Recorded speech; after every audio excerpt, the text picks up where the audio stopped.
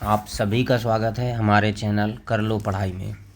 तो दोस्तों, इसमें हम स्टार्ट करने वाले हैं कक्षा 6 की पुस्तक विज्ञान की जो है, उसमें चौथा अध्याय वस्तुओं के समूह बनाना। इसको हम देखेंगे कि वस्तुओं के समूह किस प्रकार से बनाते हैं। तो कक्षा 6 विज्ञान की पुस्तक का चौथा अध्याय है ये, वस्तुओं के समूह बनाना। चलिए इसको देखते हैं। तो सबसे पहला जो आता है कि हमारे चारों ओर की वस्तुएं कौन कौन सी हैं। तो हमने देखा कि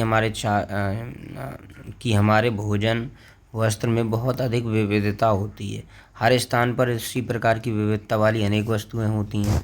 तो हम अपने चारों ओर कुर्सियां, बैलगाड़ी, साइकिल, खाना पकाने के बर्तन, पुस्तकें, खिलौने, जल पत्थर, अन्य बहुत सी वस्तुएं देखते हैं।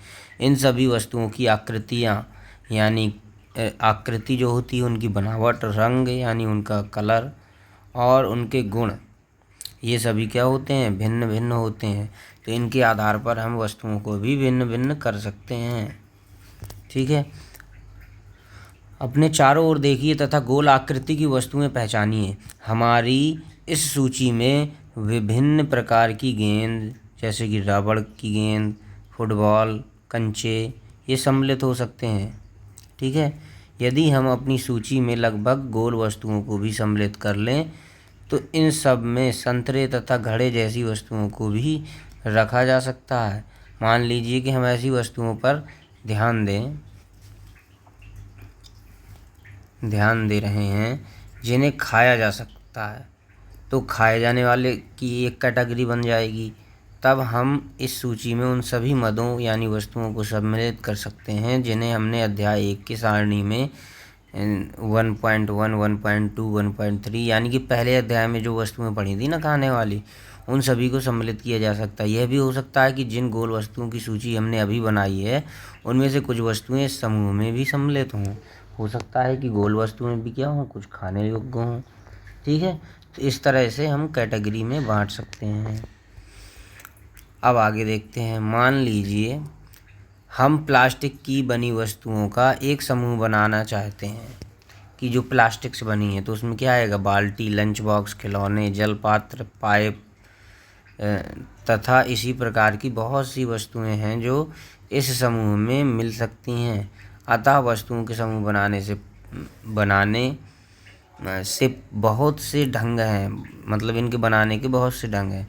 उपर्युक्त उदाहरण में हमने वस्तुओं को समूहों में उनकी आकृतियों तथा जिस पदार्थ से वह बने हैं उनके आधार पर उनको बांटा है। हमारे चारों ओर की वस्तुएं एक या एक से अधिक पदार्थ से मिलकर बनी होंगी। तो ये पदार्थ कांच, धातु या फिर प्लास्टिक, लकड़ी, रुई, कागज और पंख तथा मृदा, ये सभी हो सकते हैं। क्या आप पदार्थों को और अधिक उदाहरणों के विचार कर सकते हैं कि इनसे भी अलग कोई पदार्थ हो सकता है? तो चलिए आइए क्रियाकलाप 1 की सहायता से समझने का प्रयास करते हैं। देखिए क्रियाकलाप 1 में क्या दिया है कि आइए अब हम अपने चारों ओर से जितनी संभव हो सके उतनी वस्तुएं एकत्र करते हैं। हम में से प्रत्येक अपने घर से उपयोग होने वाली कोई एक वस्तु ले आएगा क्लास में। ठीक है। तो हम कुछ वस्तुएं कक्षा में, कमरे से अथवा विद्यालय के बाहर से एकत्र कर सकते हैं। हमारे इस संग्रह में हमारे पास क्या होगा, चाक हो सकती, पेंसिल, नोटबुक, रबड़, डस्टर, हथौड़ा, कील, साबुन, पहिया का आरा, ये सब चीज़ें हमारे पास हो सकती हैं। इसके अलावा और क्या हो सकता है, और हमारे पास बैट यानी बल्ला, माचिस की डिब्बी, नमक, आलू, ये सब हम इकट्ठा कर सकते हैं। हम वस्तुओं की एक ऐसी सूची भी बना सकते हैं जिनके बारे में हम केवल सोच ही सकते हैं, कक्षा के कमरे में ला नहीं सकते। उदाहरण के लिए जैसे दीवार हो गया, वृक्ष हो गया, दरवाजे हो गए, ट्रैक्टर, सड़क, ये सब हम सूची बना सकते हैं इसको वहाँ पर क्लास के अंदर नहीं ला सकते हैं। ठीक है। तो इस तरह की वस्तुएं भी हो सकती हैं। इस संग्रह में उन सभी वस्तुओं को पृथक कर देना है जो कागज़ अथवा लकड़ी से बनी है। तो इस प्रकार सभी वस्तुओं में 2 समूह में बढ़ जाएंगी। एक वे जिनमें कागज़ या लकड़ी है और दूसरी वे जिनमें अन्य पदार्थ हैं। तो इसी प्रकार हम खाना पकाने में उपयोग होने वाली वस्तुओं को भी पृथक कर सकते हैं। तो आइए अब हम कुछ अधिक योजनाबद्ध होते हुए एकत्र की गई सभी वस्तुओं को सारणी 4.1 में सूची बनाएंगे।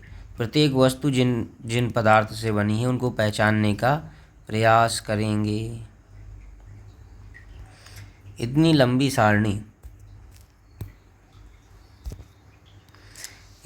सारणी बनाना है जिसमें जितनी वस्तुएं संभव हैं उन सभी के बारे में सूचना एकत्र करके लिखना एक कौतुक ही है। मतलब इतनी सारी वस्तुओं के बारे में हम लिख नहीं सकते हैं। ठीक है, आश्चर्य होगा हमको।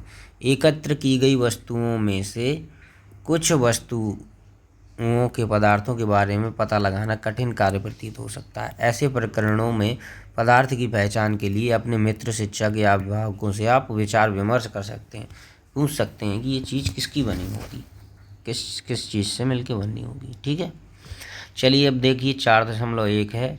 यहाँ पर वस्तुएं हैं, पदार्थ हैं जिनसे ये बनी है। ठीक है, तो जैसे हमारे पास एक प्लेट थी या थाली कह सकते हैं, वो किससे बन सकती है? इस्पात से, कांच से, प्लास्टिक से। इनमें से कोई एक चीज़ से वो बनी होगी। जैसे पेन है हमारे पास, तो वो प्लास्टिक से और धातु से। पेन तो प्लास्टिक का ज़्यादातर बना होता है और उसकी जो निब होती है वो धातु की बनी होती है, तो इन दोनों से मिलके बना रहता है पेन। ठीक है, चलिए आगे देखते हैं। क्रियाकलाप दूसरे में हम देखेंगे सारणी 4.2 में कुछ सामान्य पदार्थ की सूची दी जाएगी और इसके अतिरिक्त अपनी जानकारी के और अधिक पदार्थ आप इस सारणी में कॉलम 1 में जोड़ सकते हैं। प्रयास करके अपनी जानकारी को दैनिक उपयोग में आने वाली उन वस्तुओं के बारे में विचार कीजिए जो मुख्यतः इन्हीं पदार्थों से बनी हैं और इन्हें कॉलम 2 की सूचीबद्ध करना है कॉलम 2 में। ठीक है, चलिए देखते हैं किस तरह की वस्तुएं हैं। इन सभी सारणी जो बनी हुई हैं इनमें हम क्या पता चलता है हमको? पहले हमने वस्तुओं को कई ढंग के समूहों में रखा था। इसके पश्चात हमने यह पाया कि हमारे चारों ओर की वस्तुएं विभिन्न पदार्थों से बनी हैं। ठीक है, जैसे लकड़ी है, इससे कौन कौन से पदार्थ बने हैं? कुर्सी बनी है, मेज, हल, बैलगाड़ी और इसके पहिए सब लकड़ी से मिलके बने हैं। कागज़ से क्या क्या बन सकता है? पुस्तक, नोटबुक, समाचार पत्र, खिलौने, कैलेंडर, ये सब बने। ऐसे चमड़े से जूते, मोजे, पर्स, बहुत सारी चीज़ें बनती। प्लास्टिक से बाल्टी, टब और प्लास्टिक के पाइप भी होते हैं। बहुत सारी चीज़ें प्लास्टिक से, कूलर, पंखा सब बन सकते। रुई से गद्दे, तकिया। ठीक है, इसके अलावा बाती भी बनती है जो दीपक में डाली जाती है। तो इस तरह से बहुत सारी चीज़ें उससे बनती हैं। आइए आगे बढ़ते हैं। वस्तु एक ही पदार्थ से बनी होती है, तो ऐसा भी होता है कि कई वस्तुएं कई पदार्थ से मिलकर बनी होती हैं और एक ही पदार्थ के उपयोग से कई वस्तुएं बनाई जा सकती हैं। ये कैसे निश्चित किया जा सकता है कि यदि दी गई वस्तु को बनाने के लिए कौन सा पदार्थ उपयोग किया जाना चाहिए? ऐसा लगता है कि अभी हमें विभिन्न पदार्थों के बारे में और अधिक जानकारी प्राप्त करने की आवश्यकता है। तो पहले पदार्थ के बारे में जान लेते हैं। तो पदार्थों के गुण देखते हैं। पदार्थ के गुण। क्या आपने कभी ये जानने का प्रयास किया है कि गिलास कपड़े का क्यों नहीं बनाया जाता है? अध्याय 3 में कपड़े के टुकड़ों के साथ जो प्रयोग हमने किया था उसे याद कीजिए और ध्यान में रखिए कि हम गिलास का उपयोग सामान्यतः द्रवों को रखने के लिए करते हैं। इसलिए यदि हम कपड़े का गिलास बनाएंगे तो यह कार्य काफ़ी हास्यास्पद प्रतीत नहीं होगा? मतलब कुल मिलाकर कि उसका हम नहीं बना सकते हैं। इससे क्या होगा कि उससे जो लिक्विड होगा वो बह जाएगा। तो गिलास बनाने के लिए हमें कांच, प्लास्टिक अथवा धातु कोई ऐसा पदार्थ चाहिए होगा। कैसा पदार्थ? जो उस पदार्थ के गुणों का उपयोग की जाने वाली वस्तु के प्रयोजन पर निर्भर करता हो। गुण ऐसा हो उसका कि वो द्रवों को बाहर नहीं निकलने देता हो। ठीक है, गुण के आधार पर बनाएंगे। अतः पदार्थों के सब गुण क्या हैं जो उनके उपयोग के लिए महत्वपूर्ण होते हैं? नीचे कुछ गुणों की विवेचना की गई है। अब आइए गुण देखते हैं। दिखावट मतलब देखता कैसा है पदार्थ? तो पदार्थ प्रायः एक दूसरे से भिन्न दिखाई देते हैं। लकड़ी लोहे से बिल्कुल भिन्न दिखाई देती है। लोहा तांबे तथा एल्यूमीनियम से भिन्न दिखाई पड़ता है, परंतु फिर भी लोहे, तांबे तथा एल्यूमीनियम में कुछ समानताएं भी हो सकती हैं जो लकड़ी में नहीं पाई जाती हैं। ठीक है, मतलब धातुओं में कुछ समानताएं हो सकती हैं। चलिए देखते हैं अगली क्रियाकलाप नंबर 3। तो क्रियाकलाप 3 में विभिन्न पदार्थ हैं, जैसे गत्ता, लकड़ी, तांबे का तार, एल्यूमीनियम की शीट और चाक के छोटे टुकड़े एकत्र कर लेना है इनको। क्या इनमें से कोई चमकीली दिखाई पड़ती है? चमकीले पदार्थों को एक समूह में पृथक कर देना है। जैसे इसमें से क्या चमकीला दिखाई देगा? गत्ता, लकड़ी, तांबे का तार चमकीला दिखाई देगा। ठीक है, एल्यूमिनियम की शीट दिखाई दे सकती है, चाक तो चमकीली दिखाई नहीं देगी। ठीक है, तो इस तरह से ये चीज़ें जो धातु की बनी हैं तो उसमें चमक दिखाई देगी। ठीक है, अब ऐसे ही आपके शिक्षक प्रत्येक पदार्थ को 2 भागों में काट लेंगे। ताजे काटे पृष्ठों को ध्यान से देखना है। क्या पाया आपने? क्या इन पदार्थों में से कुछ के ताजे कटे पृष्ठ चमकीले हैं? इन वस्तुओं को भी चमकीले पदार्थों के समूह में सम्मिलित कर लेना है। क्या आप अन्य पदार्थों में इसी प्रकार की कोई चमक या द्युति देखते हैं? जैसे भी संभव हो सके किसी भी ढंग से इन्हें काट लेना है, और ऐसा आप कक्षा में जितने भी पदार्थ हैं उनके साथ कर सकते हैं। तो काट के देखेंगे। अब जैसे ये है, लोहे की रॉड है, इसमें चमक अभी नहीं दिखाई दे रही, लेकिन हमने इसको बीच से ये काट दिया तो इसमें कटे हुए भाग में चमक दिखाई दे रही है। तो ये हमको समझ में आ जाएगा कि इसमें चमक है या नहीं है। तो जब धातु के टुकड़े होंगे तो उसमें चमक आएगी। धातुओं के टुकड़ों को उनकी द्युति देखने के लिए काटना पड़ता है हमको, चमक देखने के लिए। ठीक है, आइए देखते हैं। कीजिए तथा द्युतिवान तथा सूची बना लेना है इनकी कि किसमें द्युति है, चमक है, नहीं है, ये बना लेना। काटने के स्थान पर आप पृष्ठों को रैगमार से रगड़कर यह देख सकते हैं कि वे द्युतिवान हैं अथवा नहीं हैं। पदार्थ इनमें इस प्रकार की द्युति होती है वे प्रायः धातु होते हैं, मतलब जिसमें चमक ऐसी पाई जाएगी वो क्या हो जाएंगे? धातु होंगे आमतौर पर। लोहा, तांबा, एल्यूमीनियम तथा सोना ये धातु के उदाहरण हैं। कुछ धातुएं बहुधा अपनी चमक खो देती हैं और द्युतिहीन यानी कि निष्प्रभ दिखाई देने लगती हैं। ऐसा उन पर वायु तथा नमी की अभिक्रियाओं के कारण ऐसा हो जाता है, उनकी चमक चली जाती है। इसलिए हमें केवल ताजे कटे पृष्ठों पर ही द्युति यानी चमक दिखाई देती है। जब आप किसी लोहार अथवा वर्कशॉप का भ्रमण करें तो वस्तुओं की छड़ के ताजे कटे पृष्ठों को देखने का प्रयास करें और यह देखें कि इनमें द्युति है अथवा नहीं। ठीक है, आगे बढ़ते हैं। कठोरता। जब आप विभिन्न पदार्थों को अपने हाथों से दबाते हैं तो उनमें कुछ को दबाना यानी संपीड़ित करना बोलेंगे इसको, दबाने को, कठिन हो जाता है, जबकि कुछ अन्य आसानी से संपीड़ित हो जाते हैं यानी दब जाते हैं। तो धातुओं की एक चाबी लीजिए तथा इससे एक एल्यूमीनियम पत्थर का टुकड़ा, कील, मोमबत्ती, चाक, अन्य कोई पदार्थ अथवा वस्तु के पृष्ठों को खरोंचने का प्रयास कीजिए। आप कुछ पदार्थों को आसानी से खरोंच सकते हैं, जबकि कुछ पदार्थ इतनी आसानी से नहीं खरोंचा जा सकता। वे पदार्थ जिन्हें आसानी से संपीड़ित अथवा खरोंचा जा सकता है कोमल पदार्थ कहलाएंगे, जबकि जिनको संपीड़ित करना कठिन है तो वो कठोर पदार्थ कहलाएंगे। उदाहरण के लिए रुई तथा स्पंज ये कोमल हैं, और जबकि कठोर क्या है? लकड़ी है, लकड़ी कठोर हो जाएगी। अब देखिए, देखने में बात करें तो पदार्थों में विभिन्न गुण हो सकते हैं, जैसे द्युति यानी चमक ये दिखाई देगी, कठोरता यानी कि देख लेंगे कौन कठोर है नहीं है, रुचि यानी खुरदरापन देख सकते हैं, अथवा चिकना होना उसका देख सकते हैं। क्या आप अन्य गुणों के बारे में सोच सकते हैं जो किसी पदार्थ की दिखावट का वर्णन करते हैं? देख के पता चले उसका। ठीक है, तो चलिए और आगे देखते हैं। इसके आधार पर हम क्या कर रहे हैं? इनको बांटते जा रहे हैं, कैटेगराइज करते जा रहे हैं। अब देखते हैं विलेय अथवा अविलेय के बारे में। कौन सा विलेय है, घुल जाता है, कौन सा अविलेय है, नहीं घुलता है। तो कुछ ठोस पदार्थ हैं जैसे चीनी हो गया, नमक, चाक पाउडर और बालू यानी जिसको रेत बोलते हैं, और लकड़ी के बुरादे के नमूने एकत्र कर लेना है हमको। नमूने का मतलब थोड़े थोड़े मात्रा में इनको ले लेना है। कांच के 5 गिलास ले लेना है। प्रत्येक गिलास को लगभग 2/3 भाग में जल भर दीजिए। 3 भाग में अगर पूरे उसको बांटेंगे तो 2 भाग में जल भरना है, एक खाली रखना है। पहले गिलास में कुछ मात्रा में चम्मच भरकर चीनी, दूसरे में नमक भरना है। इसी प्रकार से इस गिलासों में जो अन्य पदार्थ हैं वो मिलाते जाना है।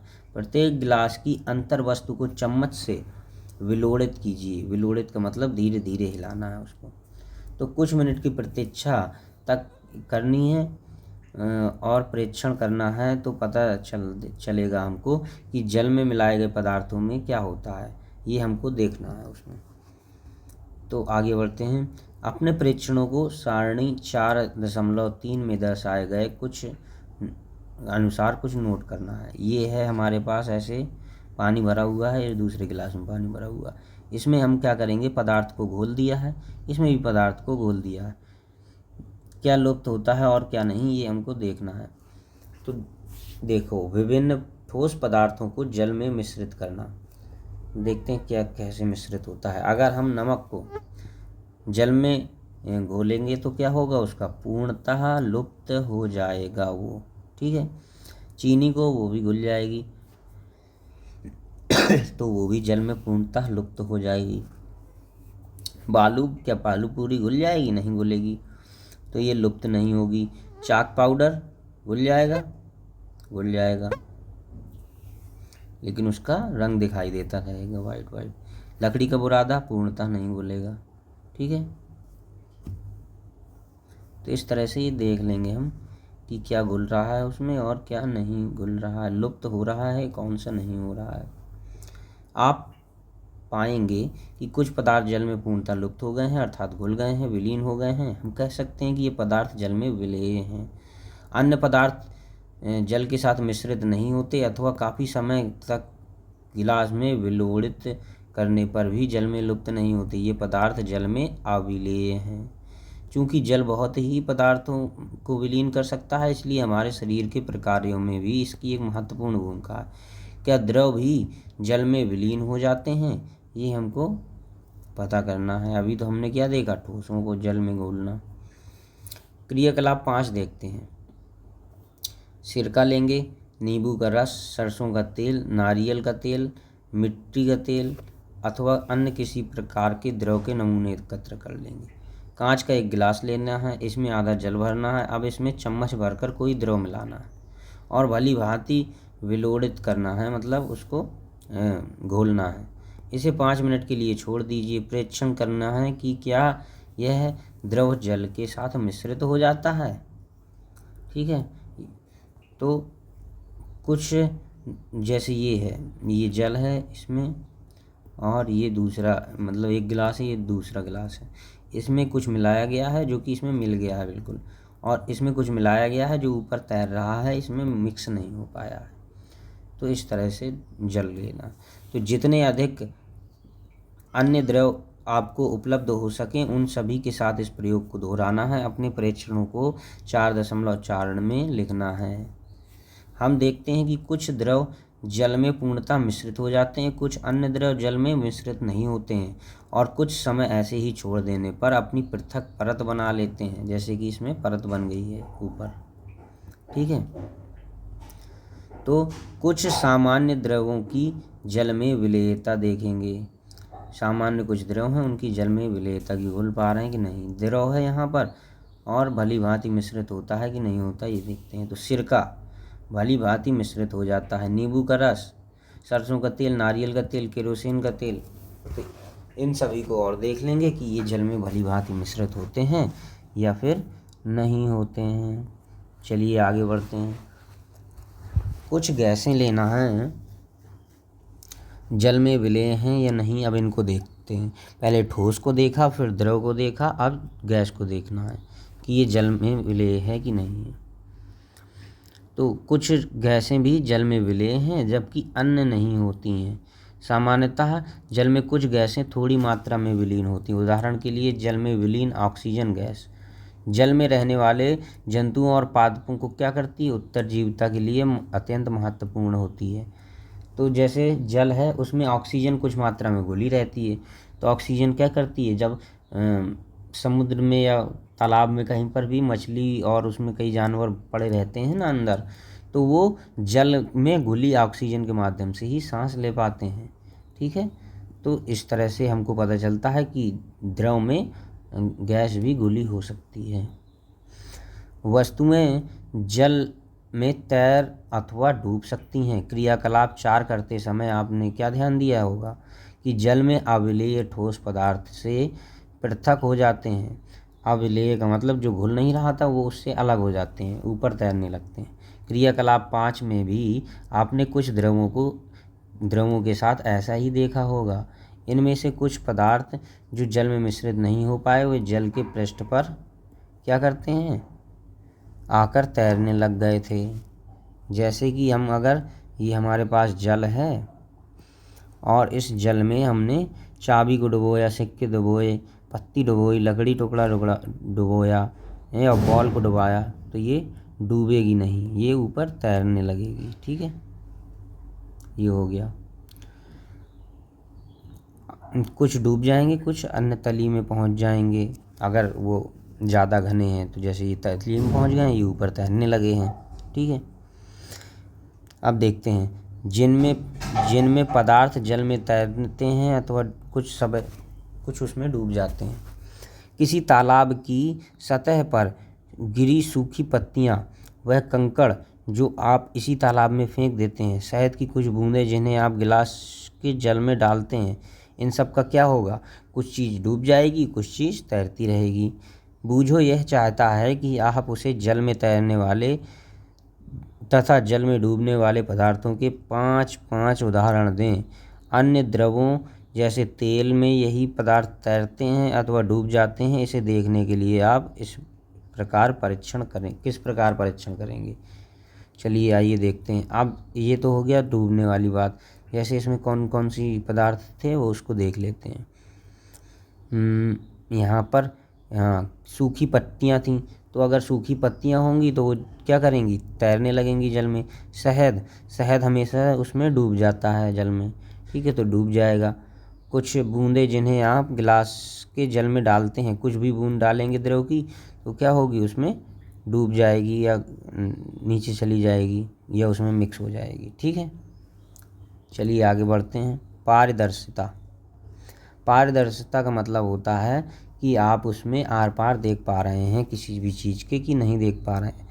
आपने लुका छिपी के खेल खेला होगा, उन स्थानों के बारे में विचार कीजिए जहां आप खेलते समय छिपना चाहेंगे, आप दूसरों को दिखाई न दें। आपने इस स्थान को क्यों चुना? क्या आपने कभी शीशे की खिड़की के पीछे छिपने का प्रयास किया? स्पष्ट रूप से नहीं करेंगे आप ऐसा। क्यों? क्योंकि ऐसा करने पर आपका मित्र शीशे से देखकर आपका पता चल जाएगा उसको। उन पदार्थों अथवा सामग्रियां जिनसे होकर वस्तुओं को देखा जा सकता है उन्हें पारदर्शी कहते हैं। जिनसे मतलब आर पार देखा जाएगा उनको पारदर्शी कह सकते हैं। कांच, जल, वायु तथा कुछ प्लास्टिक भी होते हैं, पारदर्शी पदार्थों के उदाहरण हैं ये। प्रायः दुकानदार बिस्कुट, मिठाइयाँ तथा अन्य पदार्थों को कांच अथवा प्लास्टिक के पारदर्शी पात्रों में रखना अधिक पसंद करते हैं। जब हम दुकान में जाते हैं तो मिठाई रखी होती है वो किस में, इस तरह से कुछ पारदर्शी माध्यम में रखी रहती है जिससे कि हमको वो दिखाई दे, जैसे दुकान में भी ये वस्तुएं रखी हुई हैं। ठीक है, ताकि क्या करें, खरीदार इन चीज़ों को आसानी से देख सकें, इसलिए ऐसा करते हैं हम। ठीक है, आगे बढ़ते हैं। इसके विपरीत कुछ पदार्थ ऐसे भी हैं जिनसे होकर आप वस्तुओं को नहीं देख सकते। इन पदार्थों को अपारदर्शी कहेंगे। आप यह नहीं बता सकते कि बंद लकड़ी के बॉक्स, गत्ते के डिब्बे अथवा धातु के पात्र के भीतर क्या रखा है, क्योंकि इनके आर पार नहीं देखा जा सकता। लकड़ी, गत्ता तथा धातुएं क्या हो जाएंगी, अपारदर्शी हो जाएंगी। क्या अब आप ये समझते हैं कि हम बिना किसी भ्रांति के सभी पदार्थों और वस्तुओं को पारदर्शी अथवा अपारदर्शी में समूहित कर सकते हैं। मतलब अगर आर पार देखा जा सकता है तो उसको एक कैटेगरी बना देंगे, अगर आर पार नहीं देखा जा सकता तो उसकी दूसरी कैटेगरी बना देंगे, दो कैटेगरी में अलग अलग बांट देंगे चीज़ों को। तो ये हो जाएगा उसका अलग अलग मतलब वर्गीकरण हो जाएगा। ठीक है, क्रियाकलाप 6 देखते हैं। क्रियाकलाप 6 में कागज़ की एक शीट ले लेना है और इससे होकर किसी प्रदीप्त बल्ब को देखना है।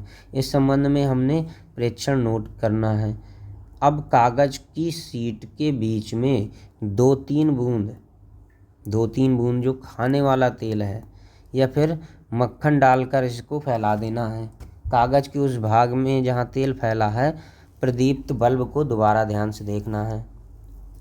अब आप क्या देखते हैं, क्या आप यह पाते हैं कि अब बल्ब हमें पहले की अपेक्षा और अधिक स्पष्ट दिखाई देता है, परंतु क्या आप इस चिकने कागज़ से होकर प्रत्येक वस्तु को पूर्णतः स्पष्ट देख लेते हैं? स्पष्ट तो नहीं दिखेगा, लेकिन पहले से ज़्यादा दिखने लगेगा, कदाचित नहीं।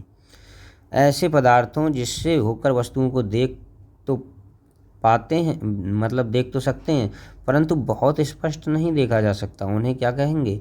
पारभासी कहते हैं। कागज़ पर लगे उस तैलीय धब्बे को याद कीजिए, तेल के धब्बे को याद कीजिए जिसका उपयोग हमने खाद्य पदार्थों का वसा के लिए परीक्षण करने में भी ऐसा ही उपयोग किया था, वह भी पारभासी ही था। क्या आप पारभासी पदार्थ के कुछ अन्य उदाहरणों के बारे में सोच विचार सकते हैं?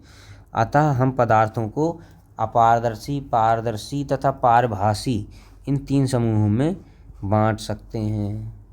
ठीक है, इस तरह से भी वर्गीकरण किया जा सकता है। इसके बाद आगे देखते हैं। पहेली किसी अंधेरे वाले स्थान पर टॉर्च के कांच को हथेली से ढकने का सुझाव देती है। टॉर्च का स्विच ऑन करके हथेली को दूसरी ओर का परीक्षण कीजिए। वह यह जानना चाहती है कि आपकी हथेली पारदर्शी है अथवा पारभासी है। क्या हो रहा, क्या टॉर्च का प्रकाश आपकी हथेली से गुजरता है? तो हम क्या देखते हैं कि हम ये देखते हैं कि कुछ मात्रा में हमको वो प्रकाश दिखाई देता है, तो हम कह सकते हैं कि पूर्णतः पारदर्शी नहीं है, न पूर्णतः अपारदर्शी है। ठीक है, तो पारभासी कह सकते हैं। हमने यह सीख लिया है कि पदार्थों को अपनी भिन्न दिखावट होती है तथा इसके जल अथवा अन्य द्रवों में मिश्रित होने के ढंग भिन्न भिन्न होते हैं। वे जल में तैर अथवा डूब सकते हैं अथवा पारदर्शी, अपारदर्शी और पारभासी भी हो सकते हैं। पदार्थों का समूहन उनके गुणों में समानता अथवा विभिन्नता के आधार पर किया जा सकता है। हमें पदार्थों को समूहों में रखने की आवश्यकता क्यों पड़ती है? दैनिक जीवन में हम प्रायः पदार्थों को समूहन अपनी सुविधा के लिए कर लेते हैं। घर में हम अपनी वस्तुओं का भंडारण सामान्यतः इस प्रकार करते हैं कि एक जैसी वस्तुएं एक साथ रखी हों। इस प्रकार की व्यवस्था करने पर हम आसानी से उनका पता लगा सकते हैं। इसी प्रकार कोई पंसारी प्रायः सभी प्रकार के बिस्कुटों को अपनी दुकान के एक कोने में रखता है, सभी साबुनों को अन्य किसी स्थान पर रखेगा। ठीक है, इस तरह से जो खाने वाली वस्तुएं हैं, अनाज, दाल हैं, इनका भंडारण किसी अन्य स्थान पर करेगा। इस प्रकार के समूहन से लाभप्रद होने के एक दूसरा कारण भी है। पदार्थों को इस प्रकार समूहों में बांटकर उनके गुणों का अध्ययन भी कर सकते हैं हम कि किस प्रकार के गुण हैं उसके आधार पर उसको अलग अलग रख सकते हैं तथा इन गुणों में किन्हीं भी पैटर्नों का अवलोकन करना सुविधाजनक बन जाता है। ठीक है, इसके विषय में और अधिक अध्ययन हम उच्च कक्षाओं में और करेंगे। चलिए, तो इस चैप्टर में इतना ही था। अब इसके बाद अगला चैप्टर है इसके बाद, जो कि है, देखते हैं कौन सा है। इसके बाद अगला चैप्टर है पदार्थों का पृथक्करण। ठीक है, तो ये चैप्टर 5वां अगले वीडियो में देखेंगे। इस वीडियो में इतना ही। अगर आपको ये हमारी वीडियो अच्छी लगी तो वीडियो को लाइक करें और हमारे चैनल कर लो पढ़ाई को सब्सक्राइब कर लें। तो सब्सक्राइब अवश्य कर लें। ठीक है, चलिए, धन्यवाद।